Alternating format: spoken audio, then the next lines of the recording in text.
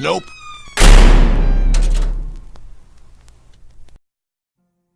Hello, dear listener, and happy Halloween. Thank you for joining me for the fourth and final part of my Halloween special, Witches. They just may be one of the most iconic parts of Halloween. But did you know the legend of witchcraft goes well past the pointy hats and broomsticks? There is a wide variety in the belief of witchcraft from all around the world. Though almost every country has their form of witchcraft, the following are the 7 most interesting I could find in my opinion. So sit back, relax, grab that broomstick, and get ready to hear about 7 witches from around the world. Number 1. Saudi Arabia.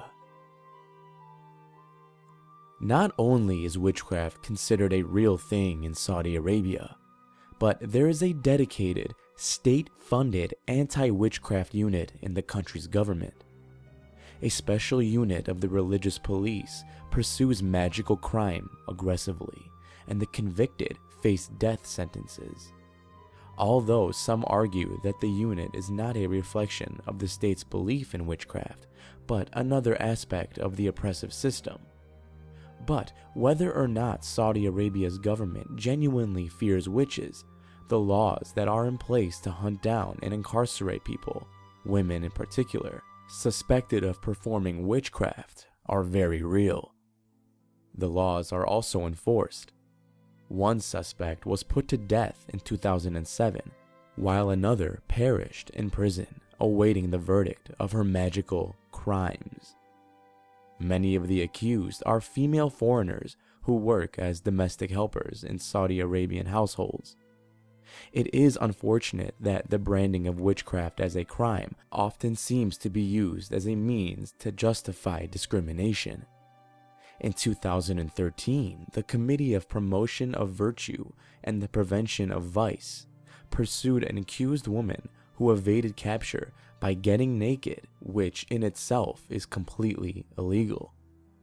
In a report done by the local newspaper, a senior Islamic cleric wrote, "Some magicians may ride a broom and fly in the air with the help of the jinn, which are supernatural beings.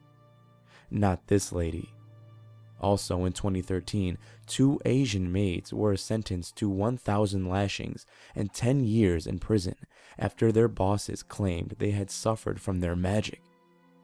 Adam Kugel, a human rights researcher who specializes in the Middle East, says the relentless witch hunts reveal the hollowness of the country's long-standing promise to liberalize their justice system. Number 2. Tanzania. Tanzania is a land of some very different beliefs, and it is almost torn apart by its belief in witchcraft, which is thought to be catastrophically powerful in many parts of the country. Between 2005 and 2011, reports say 3,000 people were killed after being accused of being witches. A majority of the victims were women over the age of 60. Witch doctors, village healers who are sometimes involved in the witch hunts, have also targeted young children and the albinos, the latter because their body parts are thought to bring prosperity. There have been reports of politicians paying witch doctors to help them win elections, and these so-called sorcerers continue to rule through fear, oppressing people through their ignorance. Their belief of so-called witch doctors in this East African nation is that albino body parts are powerful ingredients for magical potions that witches concoct. As a result, albinos in Tanzania face widespread persecution. According to reports by the BBC, one woman with albinism was murdered in May of 2014 in a village called Gasuma. 2 witch doctors were suspected of performing the heinous crime and were promptly arrested. But a Tanzanian human rights group estimates that 500 suspected witches are killed in Tanzania annually. Number 3. India. Known for its colorful diversity, the country of India combines numerous belief systems, both religious and occult. Over 1 billion people live in India, and amongst all of them there is a wide variety of worldviews and ways of life. Among them are the Babas, or teachers. A little like street performers, each Baba has his own field of excellence and is respected and fed based on their contribution to society in this regard. Witches are feared by many people in India, but not as much as the witch hunters. A story which emerges from the world of witches suggests that women who are branded witches are often victims of societal repression and abuse. Witchcraft as a currency is often co-opted by corrupt societies to mask and legitimize persecution. Since 2000, there has been a countless number of witchcraft-related murders committed in India. In 2014, an Indian woman from Bimitra was murdered by her own family after she was accused of having made her nephew ill through sorcery. Although many experts say the zealous belief is rooted in superstition and history, others claim that it is simply used as an excuse for crimes of passion. Number 4. The West Indies. A fusion of folk magic with religion, the practice and belief of obeah, more famously known as voodoo, flourished in the West Indies during the slave trade, largely as a force of resistance. The dark magic practice uses spells to make predictions, gain knowledge, or obtain assistance for any task. Obeah isn't a religion in the sense that an established church or ceremonial traditions exist, but both female and male practitioners are seen as spiritual guides who can help with any number of problems. The belief and practice of magic is believed to have originated in West Africa. It is found across the Caribbean in a multitude of forms. In Haiti, the practice is known specifically as voodoo. Like most forms of witchcraft, this form of magic is believed to have some sinister potential, yet it is also used for personal benefit through the purchase of charms. Haiti is also the birthplace of the zombie movie, as the belief of zombies can be traced back to this part of the world. The character Calypso in Pirates of the Caribbean is inspired by this tradition, a reference to the slave trade that was active in the West Indies from the 1500s until the late 1830s. Number 5. South Africa.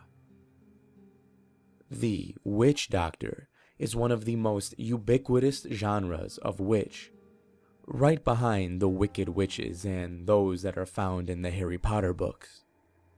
But this fantastical moniker should not diminish the very real influence these figures have in South African culture. Native to the Zulu people, witch doctors are seen as healers who are divided into two different categories, Inyanga and Insangoma. While the Inyanga are not dissimilar to modern-day herbalists and practitioners of natural medicine, the Insangoma are allegedly called to their profession by divine powers and are able to perform a multitude of tasks, including predicting the future and using their psychic abilities to protect against evil spirits. Insangoma verge on acting as religious leaders in the community. Their methods include using hypnotism, trances, and musical rituals to communicate with the community's ancestors, or so it is believed by the people. Both Inyanga and Insangoma are viewed and respected by the traditional South African culture. Even to this day, they are often consulted for a variety of problems, from health to spiritual. Compared to all the others, this form of sorcery is relatively harmless, especially when compared to other parts of Africa, where it is often entangled with corrupt politics. Number 6. Mexico. Famously celebrated on Mexico's Day of the Dead, Mexico's Santa Muerta is considered a saint rather than a witch, but she is deeply connected to witchcraft. Portrayed as a woman wearing a skull mask and a long cloak, like a female Grim Reaper, Santa Muerta is honored with sacred statues that are believed to possess magical powers. Some have traced Santa Muerta's origins back to the Aztec goddess of the underworld. Since I know a lot of people are very sensitive to me mispronouncing names, I'm not even going to attempt pronouncing the goddess's name, but I'll put it on screen right now. In Mexico, it is normal for small villages to have their own unique rituals for worshiping the saint, who is still believed in many places to govern the prosperity of people. Shrines to the saint are ubiquitous in Mexico, and traditional occult beliefs are mixed up with Catholic iconography and celebrations like Christmas. Black sculptures of the saint are used in cursing rituals, while white sculptures are used for cleansing rituals. This is perhaps the reason for the high esteem in which she is held in Mexico, as the tradition surrounding Santa Muerta is interwoven with the memorial of the dead and respect for family values. Both beloved and feared, the figure of Santa Muerta still looms in the occult practices of modern Mexicans. Number 7. Romania. Superstitions are no laughing matter in Romania, the land of the medieval ruler Vlad the Impaler, who inspired the tale of Dracula and has been part of its culture for centuries. President Traian Băsescu and his aides have been known to wear purple on certain days, supposedly to ward off evil. Until recently, the thriving witch business in Romania was untaxed by the government, who did not want to risk being hexed by the country's witches. The communist dictator Nicolae, stick with me, Ceausescu, who presided over Romania from the 60s until the 80s, had his own personal witch.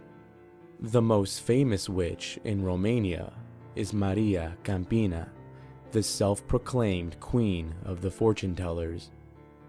These fortune tellers, usually of Roma origin, are women who are said to be able to read a person's future in his or her palm, in the grains of wheat, or in the stars.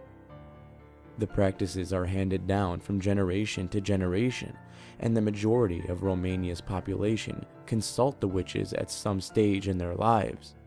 That ultimately means that witchcraft in Romania is extremely profitable. Until 2011, the profession of a witch, astrologer, or fortune teller were never listed in the Romanian labor code, and the people who did such things were able to get around paying income tax. But due to a law passed in that year, commonly referred to as the Romanian witch tax, they now pay 16% income tax and have to make contributions to health and pension programs like any other self-employed person. Despite being subjected to taxation, many of the witches actually celebrated this, viewing the law as something that legally legitimizes their livelihood. Thank you for listening, and I hope you enjoyed not only this video, but all 4 videos for this Halloween special. If you did, be sure to smack that like button down below, and subscribe for future videos if you haven't done so already. Like I've been promoting in all the other videos, guys, if you are Team Witchcraft, check out the t-shirts in the store. Or if you're not Team Witchcraft, let's say you're Team Clowntown, Team Werewolf, or Team Vampire, we got you covered there too. Guys, I hope you all had an awesome Halloween season. Got out there, rocked some awesome, sexy, scary costumes, went to some terrifying haunted houses, had some candy, you know, the works. Until next time, everybody, stay safe out there. I'll be seeing you in the next video.